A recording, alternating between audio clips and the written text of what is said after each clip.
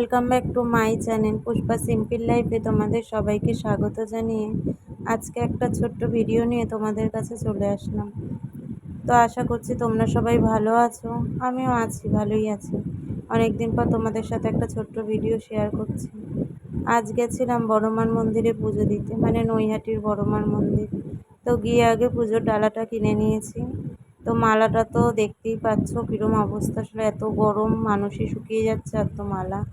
যাই হোক, পুজোর সব জিনিস টিনিস কিনে পুজো দেবো বলে দাঁড়িয়েছি। তো অনেকটাই লম্বা লাইন পড়েছে, তো ভেতরেও লাইন দিয়ে দিয়েছে, পাকা টাকা হয়েছে, সেরম মতন ব্যবস্থা করে দিয়েছে। তো কথাতেই তো আছে, ধর্ম হোক যার যার, বড় মা কিন্তু সবার। তো সেই মতন আমরা পুজো দেবো বলে লাইনে দাঁড়িয়েছি।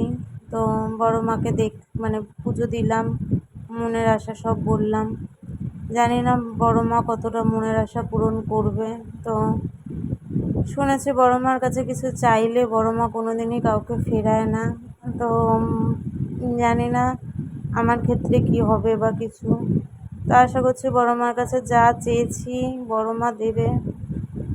তো তোমরা কে কে বড় মার কাছে এসেছো পুজো দিতে, বা কে কে বড় মা তোমাদেরকে কার কার মনের আশা পূরণ করেছে সেটা আমাকে কমেন্টে জানিও। তো এই যে পুজো ডালা নিয়ে লম্বা লাইনে দাঁড়িয়েছিলাম রোদের মধ্যে, প্রচণ্ডই রোদ্দুর ছিল।